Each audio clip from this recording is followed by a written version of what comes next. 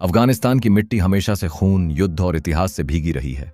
कभी यह धरती आर्यों की थी, फिर बौद्धों की, फिर इस्लाम ने इसे जीत लिया। पर इतिहास की एक सच्चाई ऐसी भी है जिसे तालिबान ने हर हाल में छिपाने की कोशिश की। वह सच्चाई है काबुल की धरती के नीचे छिपे एक प्राचीन शिवलिंग की। पिछले कुछ महीनों से अफगानिस्तान के सोशल मीडिया पर एक तस्वीर वायरल हो रही थी। एक भूरे रंग का पत्थर जिस पर त्रिशूल जैसी आकृति उभरी थी। लोगों ने कहा, यह पत्थर नहीं, शिवलिंग है। और यहीं से शुरू हुई एक कहानी जिसने तालिबान की नींद उड़ा दी। काबुल के पुराने दरुल अमान क्षेत्र में जब पुरातत्व विभाग ने खुदाई शुरू की तो उनका उद्देश्य था वहां के ग्रीक और बौद्ध काल के अवशेषों को खोज निकालना। पर खुदाई के कुछ ही दिन बाद मजदूरों के औजार किसी कठोर वस्तु से टकराए। वह एक गोलाकार पत्थर था, चिकना पर अजीब तरह से संतुलित।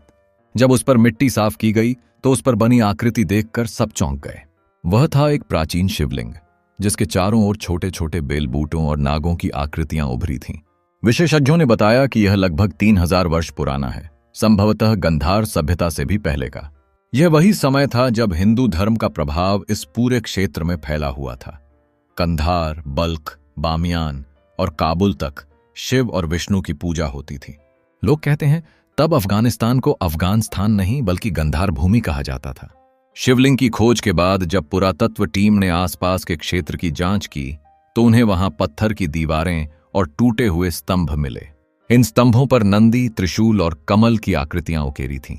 इससे साबित हुआ कि वहां कभी एक पूरा शिव मंदिर था।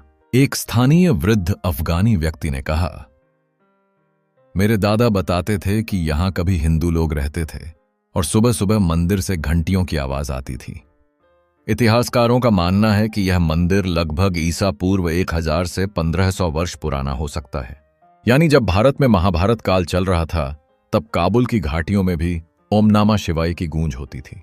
जैसे ही शिवलिंग की तस्वीरें सोशल मीडिया पर फैलीं, तालिबान प्रशासन हरकत में आ गया। उन्होंने तुरंत उस जगह को धार्मिक विवाद वाला क्षेत्र घोषित कर दिया और सभी पत्रकारों तथा पुरातत्वविदों को प्रवेश से रोक दिया। रिपोर्ट के मुताबिक तालिबान ने कहा, यह इस्लामी राष्ट्र है और किसी गैर इस्लामी प्रतीक को सार्वजनिक नहीं किया जा सकता। लेकिन असलियत कुछ और थी। तालिबान को डर था कि अगर इस शिवलिंग की पहचान दुनिया के सामने आ गई तो साबित हो जाएगा कि अफगानिस्तान की धरती पर हिंदू सभ्यता पहले से मौजूद थी।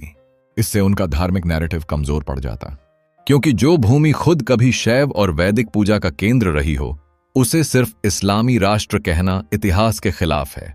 कुछ स्थानीय लोगों ने दावा किया कि रात के समय उस स्थान से घंटी की ध्वनि और ओम नमः शिवाय जैसी गूंज सुनाई देती है।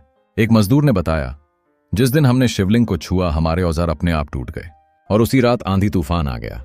इन घटनाओं को तालिबान ने अंधविश्वास बताया, पर कुछ लोगों का कहना है यह धरती अपनी पुरानी ऊर्जा वापस पा रही है। पुराने अफगानी हिंदुओं का मानना है कि यह वही शिवलिंग है जिसे काबुल के मूल नाम कपिशा से जोड़ा जाता है। कहा जाता है कपिशा शब्द संस्कृत के कपेश्वर भगवान शिव से बना है, यानी काबुल का मूल नाम ही शिव से जुड़ा था। इतिहास में झांकें तो पता चलता है कि काबुल नदी का पुराना नाम कुभा था, जिसका उल्लेख ऋग्वेद में मिलता है।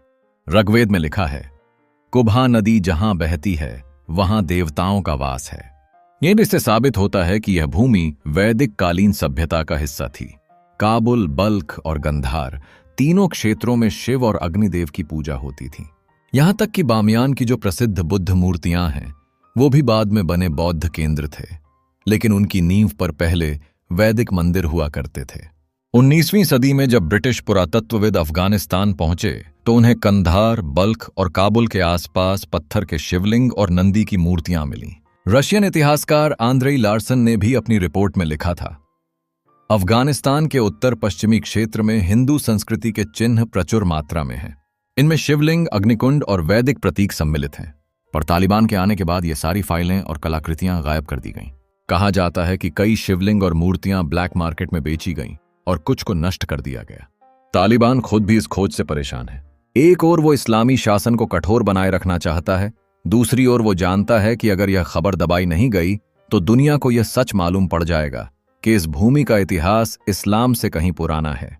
कुछ सूत्रों के अनुसार तालिबान के उच्च अधिकारियों ने इस शिवलिंग को सुरक्षा के नाम पर हटवाया, लेकिन कई स्थानीय लोगों का कहना है कि उन्होंने उस शिवलिंग को नष्ट नहीं किया क्योंकि उन्हें डर था कि इससे श्राप मिल सकता है। भारत के इतिहासकारों का कहना है कि काबुल, गंधार और तक्षशिला ये सब भारतीय सभ्यता के अंग थे। इन पर हिंदू धर्म, संस्कृत और वैदिक पूजा का गहरा प्रभाव था।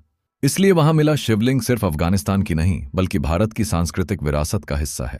कुछ भारतीय पुरातत्वविदों ने यूनेस्को से मांग की है कि इस शिवलिंग को संरक्षित विश्व धरोहर घोषित किया जाए, पर तालिबान शासन में ऐसा होना लगभग असंभव है। काबुल के पुराने हिंदू परिवारों में एक कथा प्रसिद्ध है कि वहां कभी कपेश्वर महादेव मंदिर था, जहां राजा कनिष्क स्वयं पूजा करने आते थे। कहा जाता है कि इस मंदिर के गर्भगृह में रखा शिवलिंग स्वयंभू था, यानी किसी ने बनाया नहीं, वह खुद उत्पन्न हुआ था। और अब वही शिवलिंग फिर से धरती से बाहर आया है, जैसे समय ने उसे वापस बुलाया हो। कुछ लोग कहते हैं यह कोई सामान्य खोज नहीं बल्कि संकेत है कि सत्य को कितनी भी देर तक दबाओ, वह एक दिन जरूर बाहर आता है। इतिहास का यह दौर अफगानिस्तान के लिए एक अवसर भी है। अगर वह अपने प्राचीन अतीत को स्वीकार करे तो यह भूमि सिर्फ युद्ध और खून से नहीं बल्कि संस्कृति और सभ्यता से भी पहचानी जाएगी। लेकिन फिलहाल तालिबान ने इस सच्चाई को दीवारों के पीछे कैद कर दिया है। पत्रकारों को उस क्षेत्र में जाने की अनुमति नहीं, और जिन मजदूरों ने शिवलिंग देखा उन्हें या तो देश छोड़ने पर मजबूर किया गया या फिर चुप करा दिया गया। काबुल का शिवलिंग सिर्फ एक पत्थर नहीं है, वह इस बात का प्रमाण है कि सभ्यता कितनी भी मिटा दी जाए, उसकी आत्मा मिटाई नहीं जा सकती। वह आत्मा आज भी वहां गूंज रही है, जहां से कभी ओम नमः शिवाय की ध्वनि उठी थी। तालिबान उसे रोक सकता है, पर इतिहास की धड़कन को नहीं, क्योंकि यह केवल धर्म नहीं बल्कि एक साक्ष्य है कि भारत की सभ्यता की जड़ें सिंधु से बहुत आगे काबुल की घाटियों तक फैली हुई थीं।